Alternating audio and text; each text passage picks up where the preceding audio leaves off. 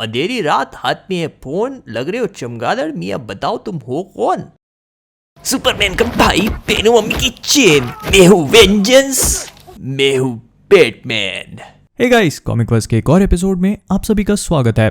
तो पूरी लाइफ में अभी तक हम इतने लोगों को ये सींग वाला हेलमेट और चमगादड़ वाला दुपट्टा पहने देख चुके हैं कि अब एक और बैटमैन मूवी का आना ऐसा था जैसे 2 सब्जेक्ट का होमवर्क ना करने पे 5 अलग अलग टीचरों से पनिशमेंट लेना। लेकिन कुछ दिन पहले आने वाली मैट रीव्स और रॉबर्ट पैटिंसन की बैटमैन ने एकदम से वक्त, हालात, जज्बात सब बदल के रख दिए और इसके ट्रेलर ने एक्चुअली में मूवी के एक्सपेक्टेशंस को और भी ज्यादा बढ़ा दिया है। तो कॉमिक वर्स से मैं हूं मोहित और आज हम उन 15 चीजों के बारे में बात करने वाले हैं जो आपने अभी अभी आने वाले बैटमैन के ट्रेलर में मिस कर दी होंगी। और मैंने बहुत घुस के इस ट्रेलर का ब्रेकडाउन किया है, तो हो सकता है कि इसमें मूवी को लेकर कुछ पोटेंशियल स्पॉयलर्स हो, लेकिन ऑब्वियसली मूवी तो मैंने भी नहीं देखी है। इनफैक्ट अभी तक बनी नहीं है तो डायरेक्टर ने भी नहीं देखी होगी, लेकिन फिर भी स्पॉइलर वार्निंग देना जरूरी है, तो थोड़ा सा ध्यान रखना। तो बिना आई एम वेंजेंस बोले चलिए शुरू करते हैं।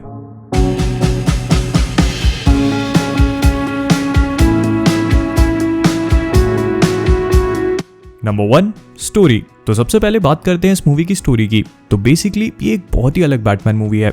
वैसे तो बैटमैन की सारी मूवीज ही डार्क होती है और उसकी स्टोरी और बैकग्राउंड के हिसाब से वो होना भी जरूरी है, लेकिन ये मूवी एक यंग बैटमैन पे सेंटर्ड है जो इमेच्योर है, रैश है और बहुत सारी गलतियां भी करेगा। लेकिन इसके साथ ही साथ ये अपने आसपास की सराउंडिंग्स को अभी भी समझने की कोशिश कर रहा है और उसे गौतम में ऑपरेट करते करते ये दूसरा साल है। लेकिन इन सब चीजों के बाद एक सीरियल किलर की एंट्री यंग ब्रूस की प्रॉब्लम्स को और भी ज्यादा मुश्किल करने वाली है। और जो लोग बैटमैन की कॉमिक बुक से फेमिलियर हैं उन्हें पता होगा कि बैटमैन की सबसे बेस्ट स्टोरीज एक्चुअली में वही होती हैं जो उसकी डिटेक्टिव स्किल्स पे फोकस्ड होती है।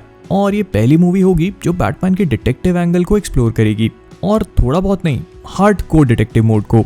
Number 2, serial killer. अब अगर इस मूवी की स्टोरी की बात करी है तो इसके विलन का पॉइंट लेना तो बहुत इंपॉर्टेंट है, क्योंकि इस मूवी में बैटमैन की विलन्स गैलरी के बहुत सारे विलन्स इंक्लूडेड हैं, जैसे पेंगुइन, रिडलर, कैटवुमन और कार्माइन फैल्कोन। लेकिन इस मूवी का मेन विलन कौन होगा ये सबसे बड़ी मिस्ट्री है, क्योंकि फर्स्ट लुक से ये एक सीरियल किलर लग रहा है जो स्पेसिफिक लोगों को टारगेट करके बैटमैन को मैसेज देना चाहता है। और इस सीन में उसका फेस तो कवर्ड है ही, लेकिन साथ में इसकी बॉडी भी काफी वेल हिडन है ताकि गेस वर्क का कोई काम ही ना हो। लेकिन हाँ, अगर कॉमिक्स से इसे कंपेयर किया जाए तो बैटमैन का एक काफी फेमस विलन हर्ष ऐसा ही लुक रखता है, लेकिन मुझे हर्ष से ज्यादा ये रिडलर लग रहा है, क्योंकि ना सिर्फ इसका कोट ग्रीन है बल्कि इसके क्लू छोड़ने के पैटर्न्स भी रिडलर से काफी मिलते हैं, जिस बारे में हम लोग आगे बात करेंगे। Number 3, victim number 1। अब इस सीन में हम इस किलर के पहले विक्टिम को देख सकते हैं या नहीं देख सकते, क्योंकि इसका चेहरा पूरी तरह से डक टेप्ड है और उस पर लिखा है नो मोर लाइज। और मूवी के डायरेक्टर मैट रीव्स ने बताया है कि ये मिस्ट्री गौतम के बहुत डीप करप्शन को एक्सपोज करेगी। फिर इसके कुछ नेक्स्ट शॉट्स में ये बात क्लियर होती है कि ये विक्टिम एक्चुअली में डॉन मिशेल जूनियर नाम का एक कैरेक्टर है जो गौतम का मेयर था, लेकिन इसकी रूट्स बारिश में सड़ी हुई फसल से भी ज्यादा करप्टेड है।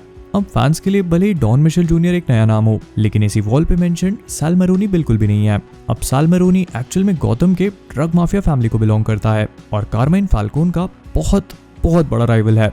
और भले ही साल का रोल इस मूवी में ज्यादा बड़ा ना हो, लेकिन कार्माइन फैल्कोन का बहुत बड़ा है, क्योंकि इसे प्ले करने वाले हैं ट्रांसफॉर्मर्स वाले जॉन टर्टुरो। तो इसका मतलब ये है कि मूवी गौतम के माफियाज को भी काफी ज्यादा एक्सप्लोर करेगी। Number 4, the Batman. फिर इसके कुछ शॉट्स बाद हम देखते हैं कि जीसीपीडी और एफबीआई इस मर्डर को इन्वेस्टिगेट कर रही हैं, और ये सब जिस तरह से कैमरे में देख के अखियां मटका रहे हैं, तो प्रोबेबली ये वाला शॉट बैटमैन के पॉइंट ऑफ व्यू से लिया है। और फिर जिम गॉर्डन का फर्स्ट लुक आता है जिसे जेफरी राइट ने काफी अमेजिंग तरीके से प्ले किया है, और वो क्राइम सीन पे मिले हुए एक कार्ड को बैटमैन के हाथों में देते हैं, और तब हमें देखने को मिलती है रॉबर्ट पैटिंसन के बैटमैन की एक डिटेल लुक। अब इस पूरे ट्रेलर के बारे में जो चीज मुझे सबसे अच्छी लगी है वो है बैटमैन का हर कहीं पे मौजूद होना। नहीं तो जनरली हम जब भी कोई भी ट्रेलर देखते हैं तो उसमें सुपर हीरो या फिर हीरो का रिवील काफी लेट होता है और उसकी एंट्री को ऐसा रखा जाता है जिसे आप लोग भूल नहीं पाएंगे। लेकिन इस ट्रेलर में बैटमैन की एंट्री बहुत कैजुअल है, जैसे वो जीसीपीडी का ही एक डिटेक्टिव हो। लेकिन ऑनेस्टली पहले इस बैटमैन के लुक को लेकर मैं बिल्कुल भी श्योर नहीं था, लेकिन जिस हिसाब से इस वाले बैटमैन का यूनिवर्स क्राफ्ट किया जा रहा है तो उस पर बैटमैन का ये रॉ और ओल्ड स्कूल लुक एकदम परफेक्ट फिट होता है। और इसकी कॉस्ट्यूम को देखकर ये चीज क्लियरली समझ में आती है कि इसे बैटमैन ने खुद ही बनाया है, इधर उधर से पार्ट जुगाड़ करके। ये बैटफ्लैक या फिर क्रिश्चियन बेल के बैटमैन की तरह एकदम प्रोफेशनल नहीं लगती, और ऐसा क्यों है इसे भी हम आगे देखेंगे। Number 5, court of owls. फिर इसके बाद हम उस कार्ड को देखते हैं जो किलर ने बैटमैन के लिए छोड़ा था, और क्लियरली ये एक रिडल है जिसे ग्रीन एनवेलप में ग्रीन कार्ड पे लिखा गया है और उसके फ्रंट पे एक स्केलेटन और एक आउल के साथ यह सीक्रेट फ्रेंड लिखा है। तो अब ये सीधे सीधे कोर्ट ऑफ ऑल्स का रेफरेंस है।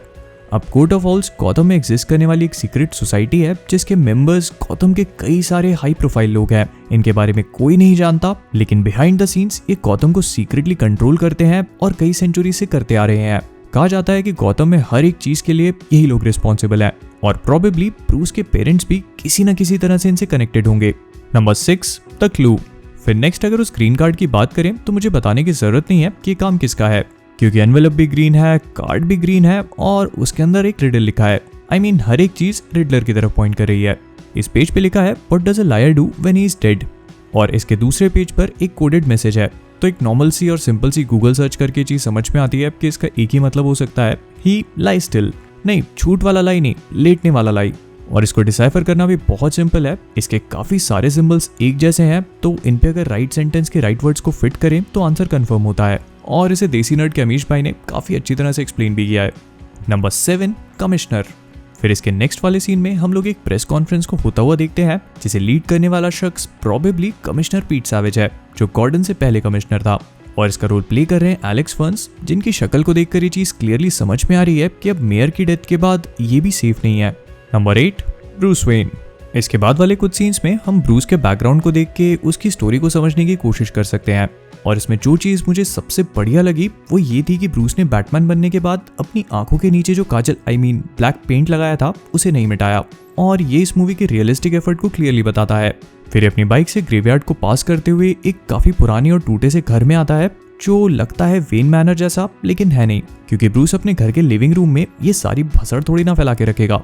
और अगर इस जगह को आप गौर से देखने की कोशिश करेंगे तो इसके सेंटर में कुछ ट्रेन ट्रैक सॉर्ट ऑफ दिख रहे हैं। तो हो सकता है कि वेन मैनर के आसपास का कोई अबैंडन्ड सबवे स्टेशन हो, क्योंकि इसके लास्ट सीन में भी हम ब्रूस को एक टनल जैसी जगह पर देख सकते हैं। Number 9 DOA। इसके बाद वाला नेक्स्ट सीन मेयर के फ्यूनरल का है, जहां पे रिडलर एक बार फिर से अटैक करता है, लेकिन इस बार एक कार से, जिस पे लिखा है DOA।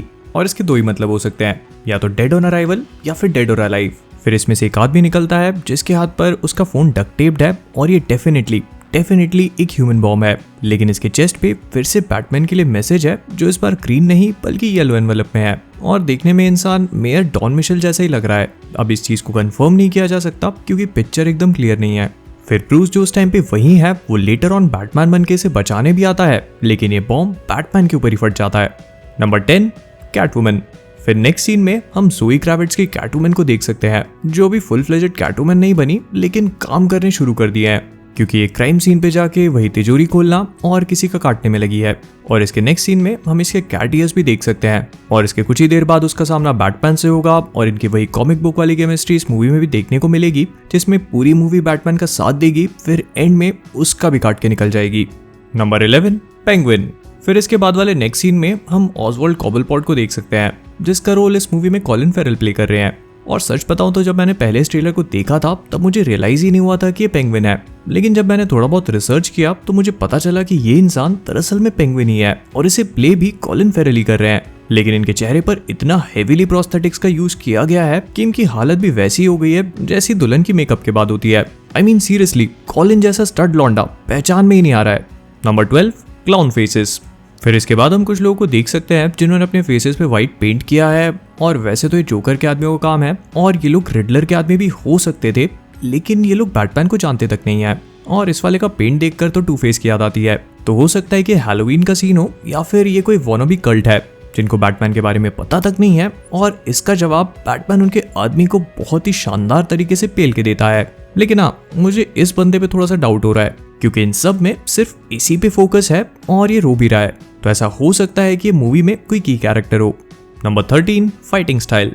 तो इस वाले सीन में जो बैटमैन का फाइटिंग स्टाइल है वो कुछ बहुत ही नया, स्टाइलिश और ब्रूटल है, क्योंकि ना तो हमने बेल के बैटमैन को इस तरह से लड़ते हुए देखा, और भले ही बैटफ्लिक बहुत ही ब्रूटल हो, लेकिन उसके मूवमेंट्स भी इतने फास्ट नहीं थे।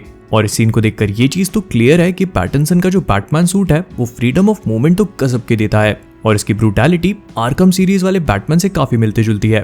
But at the same time हम इस ब्रूस की डार्कनेस को भी क्लियरली देख सकते हैं, क्योंकि मारते मारते इतना कैरिड अवे हो जाता है कि उसे रियलाइज नहीं होता कि वो कितना मार चुका है।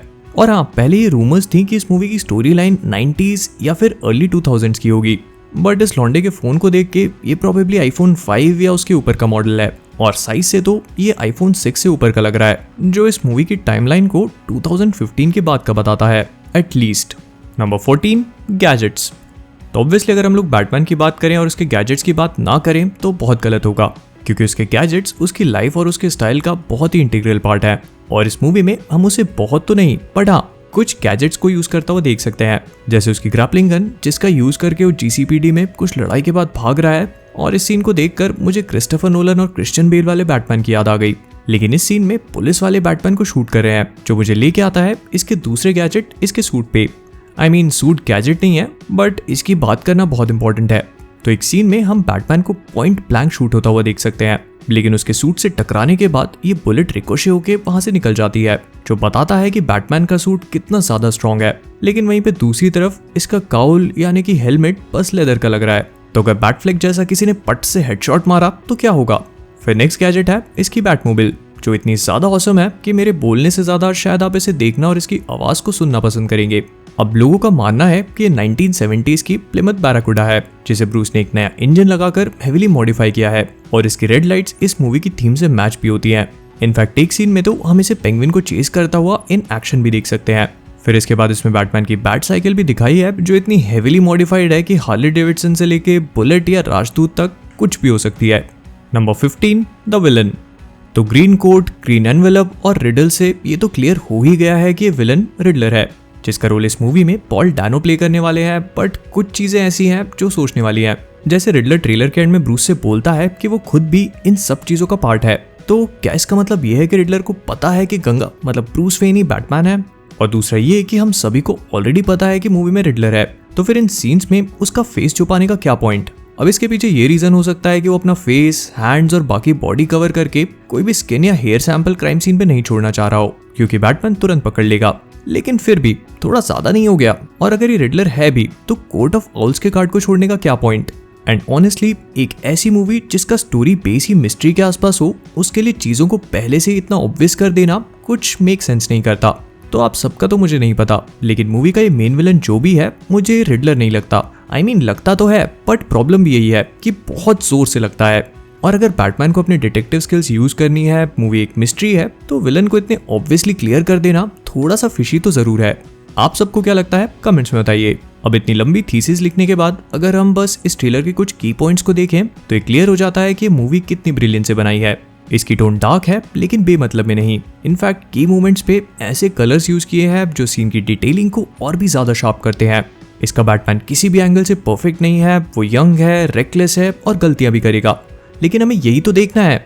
और फाइनली एक वर्दी स्टोरी, एक वर्दी विलन और एक वर्दी यूनिवर्स।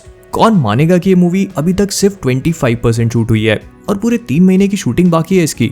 आप सभी का तो मुझे नहीं पता, लेकिन इस ट्रेलर को देखने के बाद मैं अक्टूबर 2021 का और इंतजार नहीं कर सकता।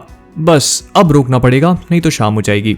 तो विद दैट बीइंग सेड हम लोग इस वीडियो को यहीं पर रैप अप करेंगे। मेरे एक्साइटमेंट को देखकर आप सभी लोग ये तो समझ ही गए होंगे कि इस मूवी को लेके मैं कितना एक्साइटेड हूँ और मुझे ट्रेलर कितना पसंद आया है। लेकिन मेरे अपने रीजंस है। मर्डर मिस्ट्रीज मेरा फेवरेट जॉनर है और बैटमैन मेरे फेवरेट सुपर हीरोज में से एक। और अगर इन दोनों को कंबाइन कर दिया जाए तो उससे बेहतर चीज तो मुझे दुनिया में मिल ही नहीं सकती। आप सबको क्या लगता है कमेंट्स में बताइए। और अगर ये वीडियो पसंद आया हो तो प्लीज इसे लाइक और शेयर करना मत भूलिएगा। आप सभी लोग मुझे फेसबुक और इंस्टाग्राम पे भी फॉलो कर सकते हैं, जिन सब की लिंक आपको नीचे डिस्क्रिप्शन में मिलेगी। फिर मेरा एक और चैनल भी है जहां पर मैं ऑलमोस्ट डेली लाइव आता हूं और कुछ ना कुछ बकर करता रहता हूं, तो अगर वहां पे सब्सक्राइब नहीं किया है तो जाइए और वहां पे भी सब्सक्राइब कर लीजिए। और 110% हम लोग वहां पे भी बैटमैन को डिस्कस करेंगे ही करेंगे। और इन सब चीजों के बाद फाइनली कॉमिकवर्स का क्लोथिंग ब्रांड भी लॉन्च हो चुका है, जिसकी लिंक डिस्क्रिप्शन में है। अगर आप लोगों ने कॉमिकवर्स की साइट चेकआउट नहीं करी है तो जाइए और एक बार तक comicverse.com को देख लीजिए। और फाइनली इन सब चीजों के बाद जाने से पहले कॉमिकवर्स से मैं हूं मोहित और आप सभी लोग stay safe, stay inside and as always I am vengeance.